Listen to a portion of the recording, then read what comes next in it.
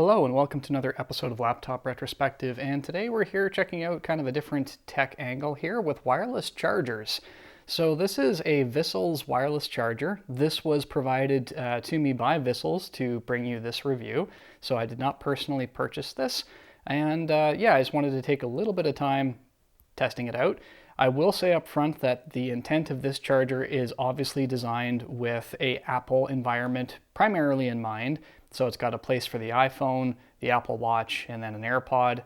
And I do not use Apple products. However, this is something that I think that even if you're not using Apple products, you stand to benefit from at least a little bit. Without further ado, let's just go over some of the specifications that might matter in your instance. The input of this is 5 volts 2 amps and 9 volts 1.8 amps for the different areas.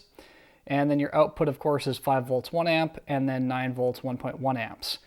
A few other things to note is that the charging interface is USB Type-C, and that's pretty much all you need to know. So without further ado, let's open this up and see what we get inside the package. All right, so inside we do have a wireless charging pad. We'll go ahead and take that out. Remove some packing foam, and we have what appears to be a guitar pick, possibly opener, not 100% sure. And then we've got some cables on the inside, and then we have ourselves a booklet of things. Oh, I see. So you actually install the physical Apple charger into the unit. So it doesn't provide its own charger for it. You actually need to open it up and put it in. Now that makes sense. Okay. The other thing to note is that there is a magnetic head that you plug into the bottom of your AirPods because for whatever reason Apple decided not to provide you with such an accoutrement.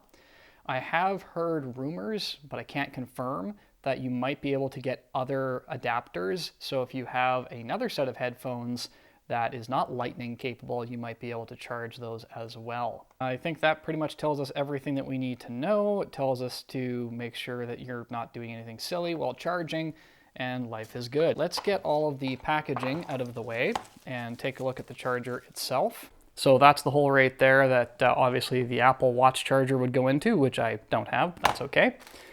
And then inside our little bag of bits, we do have the adapter that you would plug in to the Apple AirPods if you did have those. And then of course that would sit right there rather nicely.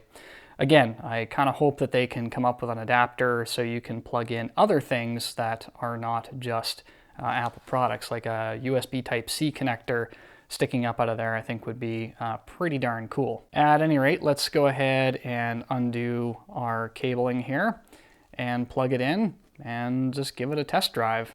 All right, now that we have it plugged in, we'll just do a few quick tests here. So this is my wireless earbuds, and yeah, that doesn't seem to have any issue charging that.